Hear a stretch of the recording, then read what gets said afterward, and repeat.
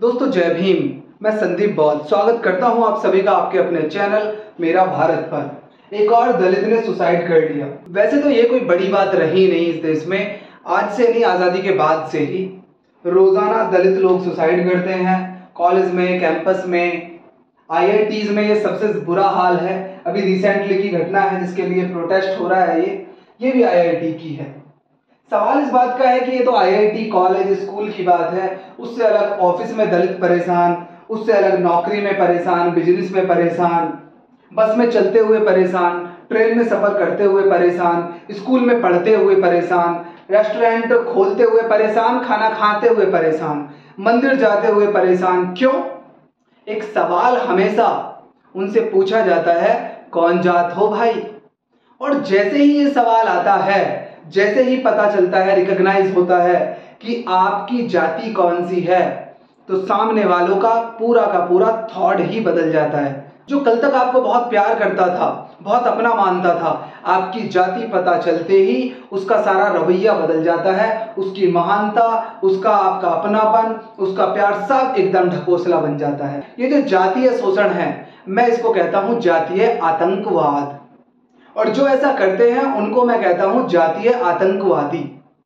अब जो आज की वीडियो में है उसमें हम दो चीजें देखना चाहेंगे कि जो रियल आतंकवादी होते हैं और जो जातीय आतंकवादी होते हैं, उन दोनों में कौन ज्यादा खतरनाक है। खतरनाक दोनों हैं, मैंने कहा कौन ज्यादा खतरनाक है। आज हम बात करेंगे जो ये जातीय आतंकवाद है ये कितना खतरनाक है।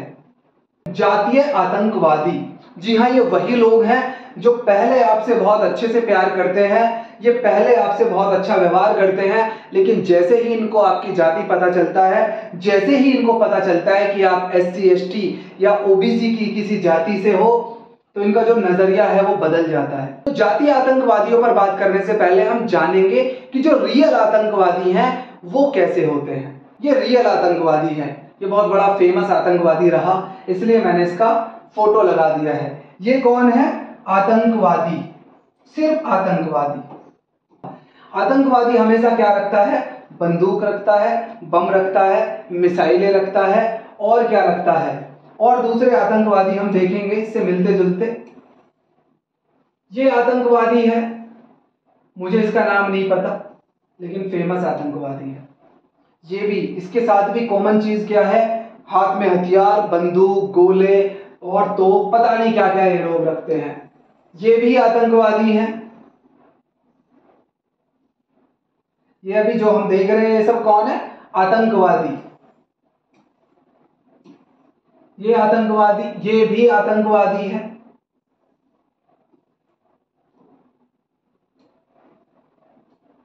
ये भी आतंकवादी है, देखो इसके पास भी क्या है, और ये भी आतंकवादी है।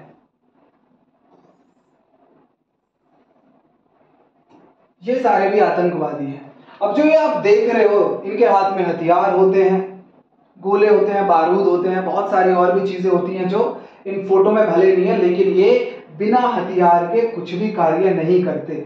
आपने कहीं नहीं सुना होगा ऐसा कि एक आतंकवादी ने अपने किसी बातों से ही किसी को मार दिया हो।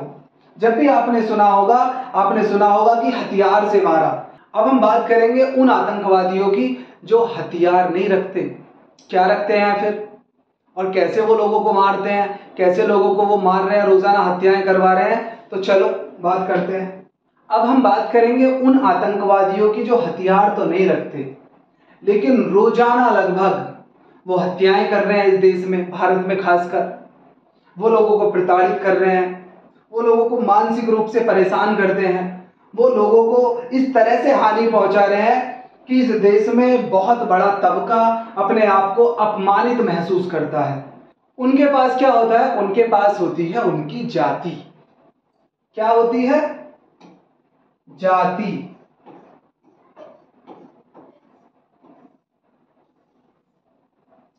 ये धर्म विशेष के लोग होते हैं, इनके पास इनकी जाति होती है, और ये कहते हैं कि इन्हें ये जाति ईश्वरीय मिली है, इनके बहुत महान कार्य किए हैं, ये जाति से समाज में ऊंचे हैं। और इनके पास क्या होता है?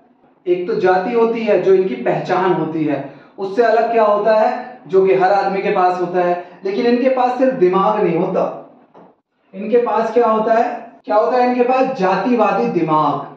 अब ये जातिवादी दिमाग में क्या होता है ऐसा जिससे ये आदमी की हत्या तक कर देते हैं, जिससे ये आदमी को इतना मजबूर कर देते हैं कि वो सुसाइड कर लेता है, जिससे ये आदमी को इतना मजबूर कर देते हैं कि वो नौकरी छोड़ देता है, जिससे ये आदमी को इतना मजबूर कर देते हैं अपनी पहचान छुपानी पड़ती है, अपने आप को बचा के रखना पड़ता है। एक बहुत बड़ा घर बनाने के बाद भी उस पर कोई आदमी अपनी असली नाम प्लेट नहीं लगाता, इसके पास वो रहता है जातिवादी दिमाग। अब इस जातिवादी दिमाग में क्या क्या रहता है इसके पास?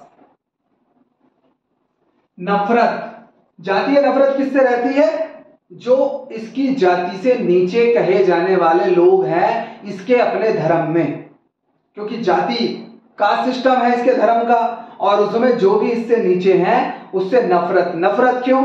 एक समय था जब लोग इसके सामने बोल नहीं पाते थे, एक समय था लोग गुलाम रहते थे, एक समय था इसका मांगा हुआ खाते थे, एक समय था इससे दब के रहते थे, लेकिन बाबा साहब डॉक्टर अंबेडकर ने वो समय बदल दिया। तो फिर नफरत कैसे पैदा हो गई?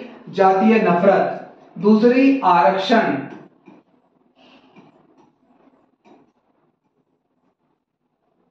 बाबा साहब डॉक्टर अंबेडकर ने संविधान में उन लोगों को आरक्षण दिया, SC ST OBC को, जिन लोगों को इस देश में सदियों से प्रताड़ित किया गया था इनके ही द्वारा, इनके बाप दादाओं के द्वारा। ये कौन है? ये जातीय आतंकवादी। जातीय आतंकवादी, इनके द्वारा सदियों तक एक वर्ग विशेष को, करोड़ों लोगों को इतना सताया गया, प्रताड़ित किया गया कि उन्हें रिजर्वेशन देने की जरूरत पड़ी। उससे ये क्या करते हैं? नफरत। आरक्षण से भी ये क्या करते हैं? नफरत। तीसरा, बाबा साहेब डॉक्टर अंबेडकर।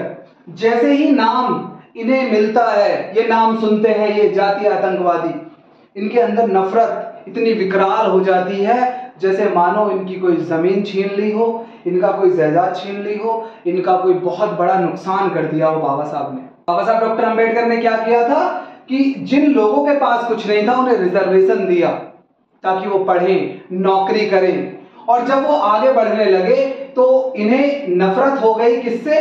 बाबा साहब डॉक्टर अंबेडकर से भी। क्यों? कि इन्होंने उन लोगों को आगे क्यों बढ़ा दिया जो हमारे गुलाम थे। बाबा साहब डॉक्टर अंबेडकर द्वारा जिन लोगों को आगे बढ़ाया गया, जिनमें खासकर कौन कौन से आते हैं? SC ST OBC। जब भी ये जातीय आतंकवादी इन्हें अच्छे कपड़े पहनते हुए देखते हैं, इनके पेट में दर्द हो जाता है कि ये तो सिर्फ हमारा हक था अच्छे कपड़े पहनना, ये कैसे पहन रहे हैं। और क्या? पर बैठना। जब कभी भी ये लोग घोड़ी पर बैठते हैं, इसमें से भी खासकर ये, तो इनके पेट में दर्द हो जाता है, इनके दिमाग में दर्द हो जाता है कि ये तो हमारा हक था सिर्फ घोड़ी पर बैठना, ये घोड़ी पर कैसे बैठ गए।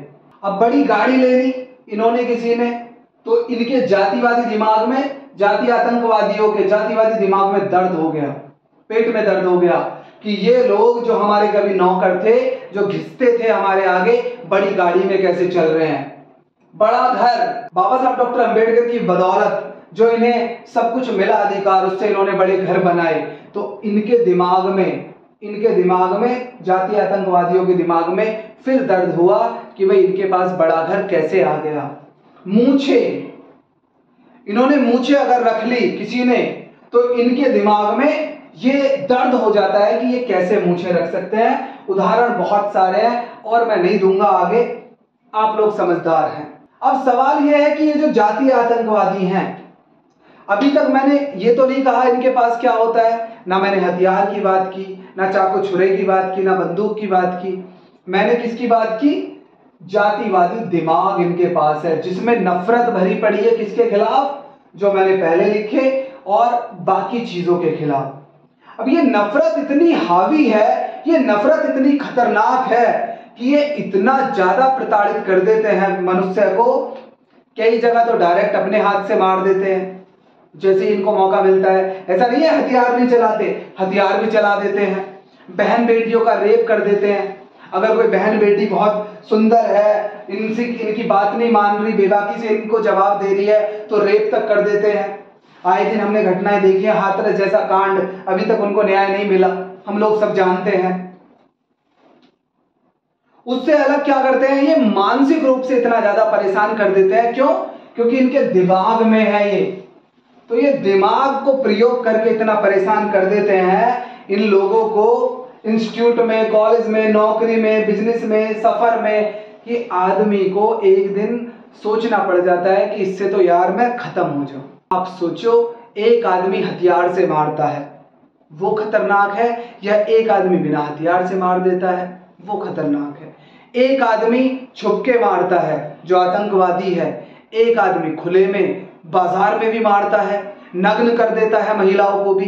दोनों में से कौन सा खतरनाक है? एक आदमी मारता है किसी दुश्मनी की वजह से, एक आदमी मारता है सिर्फ जाति की वजह से, एक आदमी मारता है कुछ बदला लेना है, उसको राज करना है किसी देश पे, लेकिन एक आदमी सिर्फ इसलिए मार देता है कि बड़ी गाड़ी रख ली, बड़ा घर रख लिया, मूंछें रख ली, घोड़ी पे बैठ गया, अच्छे कपड़े क्यों पहन लिए। दोनों में से कौन सा खतरनाक है? एक आदमी मारता है 1 करोड़ के लिए, एक आदमी 1 रुपए के लिए मार देता है। सोचो कौन सा खतरनाक है।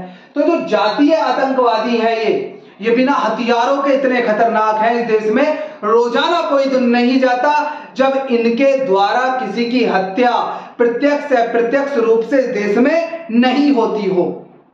और मैं सुसाइड करने वालों को भी कहना चाहता हूं कि तुम लोग पता नहीं कब तक मरते रहोगे, कब लड़ना सीखोगे, कब इन जातीय आतंकवादियों को जवाब देना सीखोगे। इन्हें जवाब दो, इतना मेंटली स्ट्रांग हो जाओ। और बाबा साहब डॉक्टर अंबेडकर को पढ़े बिना तुम मेंटली स्ट्रांग नहीं हो सकते। मेंटली मजबूत रहो, शारीरिक मजबूत रहो, बोलने से मजबूत रहो। अगर कोई बात से मान रहा है तो अच्छी बात है, नहीं तो समझाने के और भी तरीके होते हैं, और दूसरे तरीकों से समझाओ। लेकिन कब तक मरोगे, कब तक? ये जातीय आतंकवादी कभी नहीं सुधर सकते। क्यों नहीं सुधर सकते? क्योंकि ये अपने आप को क्या कहते हैं? अपने आप को धार्मिक भी कहते हैं, धार्मिक। और दुनिया में जो व्यक्ति अपने आप को धार्मिक कहता हो, जिसने अपना धर्म ही या जिसका धर्म ही शोषण करना हो, जिसका धर्म ही असमानता सिखाता हो, जिसका धर्म ही छुआछूत सिखाता हो, जिसका धर्म ही ऊंच नीच सिखाता हो, या जिसका आधार ही जिसके धर्म का ऊंच नीच हो, वो दुनिया में कभी नहीं बदल सकता। क्यों? क्योंकि दुनिया में किसी भी धर्म में कभी परिवर्तन नहीं होते, सिर्फ धर्म परिवर्तन हुए हैं। तो ये जातीय आतंकवादी प्लस धार्मिक हैं, ये कभी नहीं बदल सकते। इनसे अगर आपको लड़ना है, अगर टक्कर लेनी है, तो आपको ही मजबूत होना पड़ेगा, अन्यथा कोई दूसरा रास्ता नहीं है। धन्यवाद। जय भीम।